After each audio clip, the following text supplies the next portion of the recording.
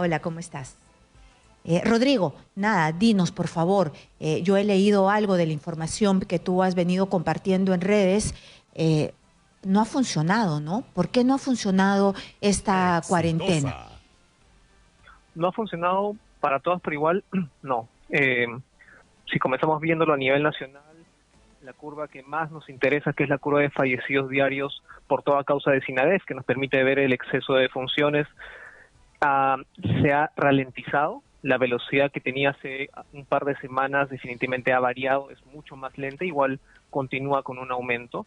Y la ocupación UCI a nivel nacional ya no está aumentando en la misma velocidad en la que aumentaba. Todavía es una semana y media, es muy pronto para sacar conclusiones, esto es lo primero que estamos notando, pero definitivamente hay lugares donde no ha funcionado y particularmente Lima y Callao son dos de estos.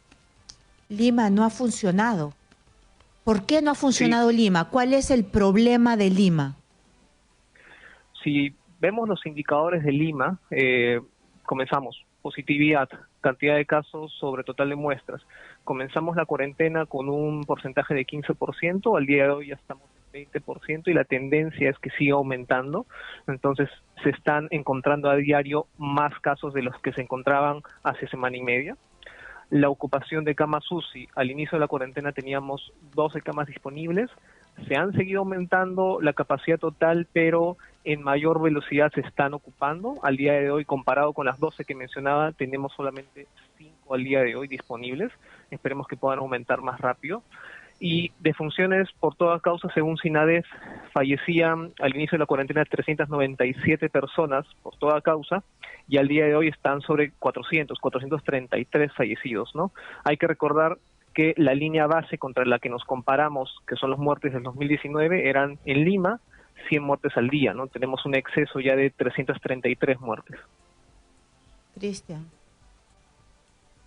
Sí, yo le quería preguntar, entonces, esto que nos ha Exitosa. dicho que de alguna manera se ha ralentizado, o sea, que sí mostraría, digamos, algún efecto positivo, o uno podría decir que esa ralentización no necesariamente se deba a la cuarentena. ¿En qué zona se ha visto esta ralentización? Si es que entiendo, esto no se ha visto en Lima, Rodrigo, por favor.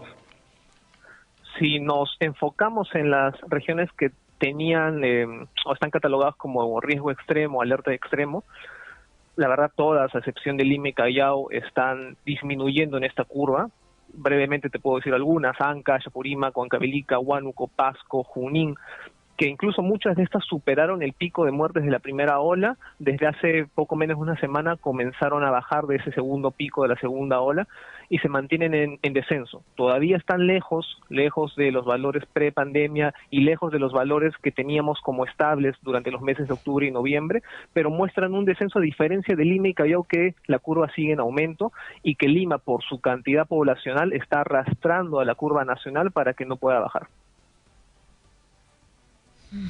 ¿Pero qué se está Ok. haciendo mal? Ahora, Rodrigo, entonces, entiendo que esa argumentación de, digamos, de positividad del gobierno respecto a la disminución en la movilidad de las personas, creo que fue un dato que Google también lo ofrece por el tema de los celulares o qué sé yo, pero entonces, digamos, esa disminución en la movilidad no tiene ningún efecto sobre los índices que tú has mencionado respecto a uso, hospitalización, contagios, o quizá esa disminución en la movilidad que ahora vemos va a tener su correlato en los índices que tú evalúas para darnos esta opinión en las próximas semanas, dos o tres. No sé si es que hay un correlato en eso. Al menos no hay una correlación directa en cuanto a fallecidos. Sabemos que Exitosa. cualquier mejoría en fallecidos se empiezan a ver incluso después de un mes de alguna mejora en todo el sistema. La cuarentena, y esto expresado por el Colegio Médico y la ministra de Salud, la función en sí es darle un respiro a los hospitales, a las clínicas, en cuanto a la atención que puedan dar a los pacientes con síntomas graves.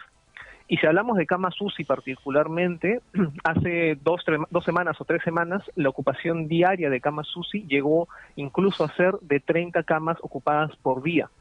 Lo que estamos viendo ahora es que se está aumentando la capacidad total, pero ya la ocupación no está aumentando en la misma velocidad. Nos estamos manteniendo por debajo de 2.100 camas ocupadas. Hay días que se desocupan, se vuelven a ocupar, lamentablemente muchos de estos también fallecen, otros se recuperan, pero no estamos viendo ese incremento que veíamos semanas atrás.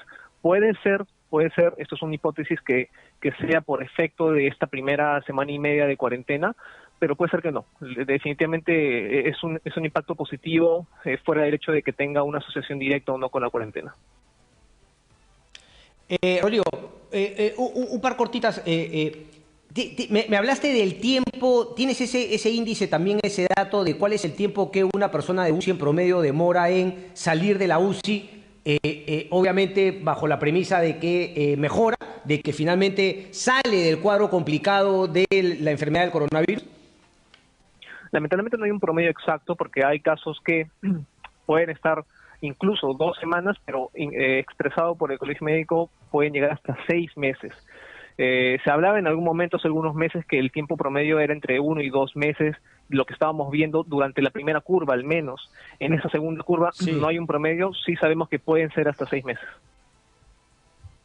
Claro, lo preguntaba justamente por el desarrollo, digamos, de la medicina, ¿no? Se habló justamente de algunos medicamentos que en la parte de la gravedad de la hospitalización y de la UCI, corticoides, efectivamente, se habló, no utilicen corticoides en la primera parte, pero en esta sí, pero pues parece que tampoco hemos llegado a un punto en esta segunda ola de tener certeza que algunos medicamentos mejoran el cuadro y que por lo tanto los tiempos se reducen. Una última pregunta, si es que se puede responder, Rodrigo. De acuerdo a los datos, es cierto, es muy pronto, una semana y media, pero ¿se podría concluir que sin cuarentena estaríamos igual? ¿O eso es muy injusto de plantearlo? O más que injusto, no, porque quizás, digamos, la data no puede apoyar una frase como esa. ¿O sí? Mira, si al día del inicio de la cuarentena, si hubiéramos mantenido la velocidad de la curva de fallecidos, a la primera semana ya hubiéramos superado el pico de la primera ola. Entonces, lo que te quiero decir es que no por impacto de la cuarentena, pero simplemente si manteníamos esa velocidad, ya hoy día estaríamos sobre el pico de la primera ola. Que sea efecto o no, eso es algo que se debe analizar. Felizmente se ha ralentizado. Y no estamos todavía sobre ese pico de la primera ola. Perdón, Rodrigo. Estamos muy cerca, lamentablemente, a ritmo lento. Estamos a 984 muertes por día. El pico de la primera ola en promedio eran 1.015 fallecidos. Posiblemente no en más de una semana, si seguimos con esta tendencia, igual llegaremos a ese pico, pero pudo ser mucho más agresivo. Rodrigo, ¿qué es lo que se tiene que bajar? Porque tengo entendido que ustedes analizan indicadores específicos. ¿Cuáles son los indicadores que se tienen que bajar para que esta cuarentena funcione? Primero se tiene que bajar la positividad, que son la cantidad de contagios diarios, porque de estos un porcentaje llegan a hospitalización y otros también van a camas UCI. En camas UCI también hay otro porcentaje de los cuales se recuperan y otros que fallecen. Entonces tenemos que partir por la positividad, que a nivel nacional lamentablemente sigue aumentando. A nivel nacional, pero la positividad, ¿a cuánto estamos? Por pruebas moleculares, al inicio de la cuarentena a nivel nacional estábamos en 17. Y justo la ministra Mazzetti ayer comentábamos, y también lo puedo validar, que ya estamos entre 20 y 21% en los últimos días. ¿Y cómo se baja la positividad con cuarentena? Se esperaría que cortemos el riesgo, la transmisión que usualmente había en centros comerciales, lamentablemente las reuniones que se generaban de noche, y todo punto, como gimnasios, también casinos que estaban aperturados, todos estos focos de contagio y se esperaría que haya algún efecto positivo en esto, pero a nivel nacional por lo menos no se está viendo a gran escala, ¿no? El movimiento de gente que estamos viendo en estos últimos días de cuarentena, estos últimos 15 días, es similar al movimiento que veíamos antes de esta cuarentena distinta. Sí, si mal no recuerdo, la ministra mencionaba que se había reducido en un 30 o 35%. Definitivamente no es una cuarentena estricta, eso ya lo sabemos todos. Se esperaría o se espera, según el Colegio Médico, que pudiera haber sido más estricta y sobre todo focalizada, ¿no? Que es a lo que estamos entrando ahora, que se reduzca aún más la movilidad, sobre todo en esas provincias donde todavía el incremento de positividad, camas UCI y fallecidos sigue en aumento. El gran problema es Lima. Algo hay que hacer, según tus números, con Lima. Sí, definitivamente algo hay que hacer. No se puede aplicar lo mismo, la misma estrategia focalizada en provincias, porque sabemos que Lima es una ciudad sobrepoblada y hay mucho movimiento entre distritos. Es inevitable entre las personas que viven en un distrito tienen que movilizar hasta el otro lado de la ciudad y comparten transporte público, y esto tampoco es suficiente y lamentablemente están todos juntos. Eso es por dar un ejemplo.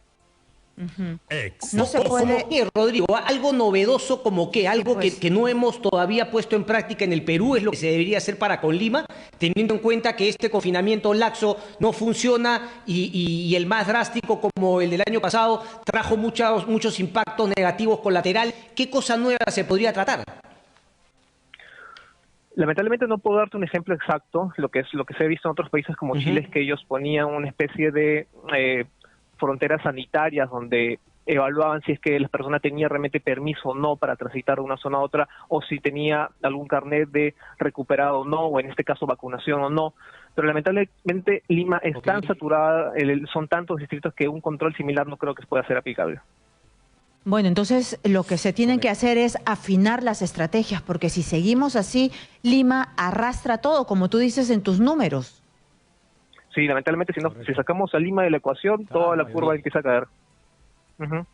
Bueno, tiene que pensar. Rodrigo, con esta termino. No sé si eres o no tú parte de Open COVID, pero digamos, el flujo de la data en las entidades públicas, ¿las ves claras? ¿Tienen acceso, transparencia? Porque, claro, todavía tampoco nos han definido cuáles son los criterios, los índices que mira el gobierno para decidir cuándo se baja o no de una señal alerta a otra.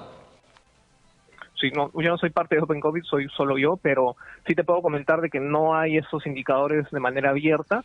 En otros países de la región que tuvieron indicadores abiertos, otros países que tuvieron indicadores como Argentina, que lo medían por cantidad de casos semanales por 100.000 habitantes según regiones, Chile, que lo medía por ocupación de camas UCI casos también.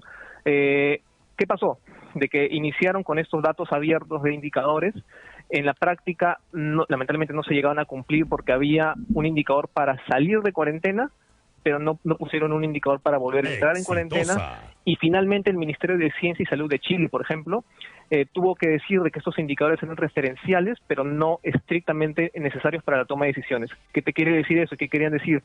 Que finalmente había un nivel más, que lamentablemente es el económico, que también sobrepesaba y mucho en las decisiones.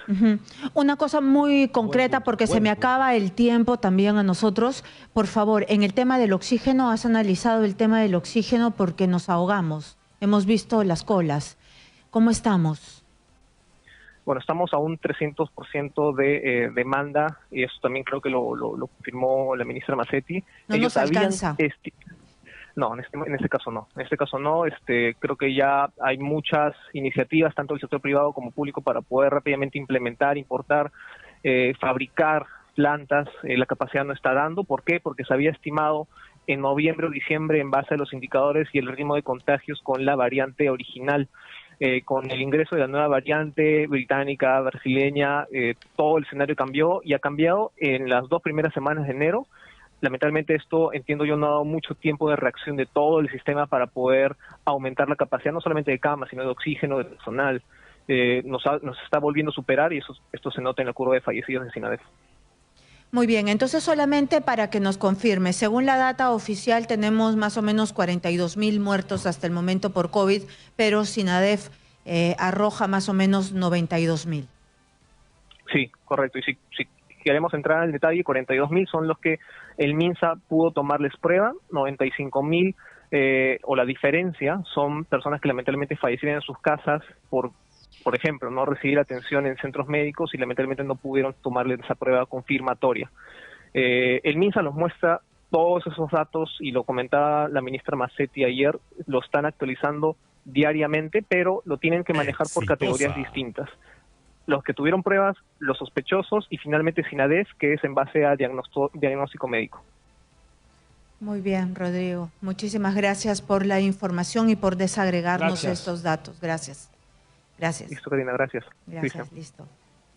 Desalentador, definitivamente. Correcto. A ver, vamos a continuar, Karina. Tenemos información con nuestro compañero...